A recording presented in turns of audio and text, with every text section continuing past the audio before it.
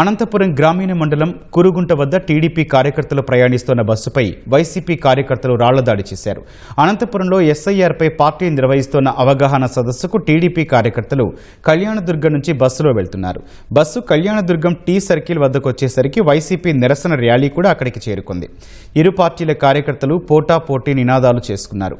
కాసేపు ఉద్రిక్త పరిస్థితి తలెత్తింది. ఆ తర్వాత బస్సు కురుగుంటకు చేరుకునేసరికి అప్పటికే అక్కడున్న స్థానిక వైసీపీ శ్రేణులు టీడీపీ కార్యకర్తలు వెళ్తున్న బస్సుపై రాళ్లతో దాడి చేశారు. ఆపై గొడవకు దిగారు.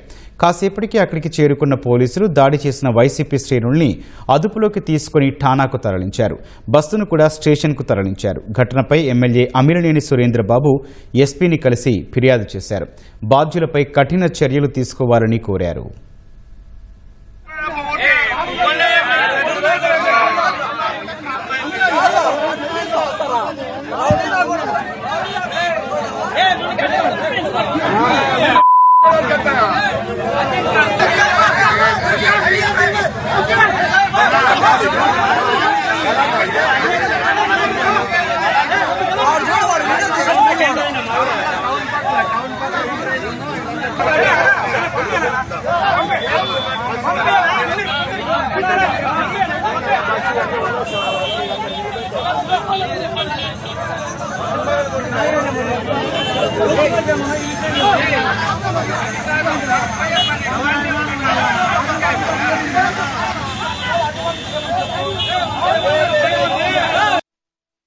ఎవరైతే మా పార్టీ నాయకులు అనంతపురం వైపు వస్తున్నారో, ఇదే మన అనంతపురం రూరల్ కూరుకుంట దగ్గర మా బస్సును ఆపి మా బస్సుల అద్దాలు పగలగొట్టడం జరిగింది.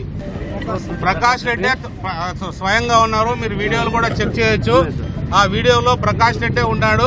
ఆ ప్రకాష్ రెడ్డి దాన్ని ఉసుగొల్పి దాన్ని దాడిని ప్రోత్సహించలేదు ప్రకాష్ రెడ్డి.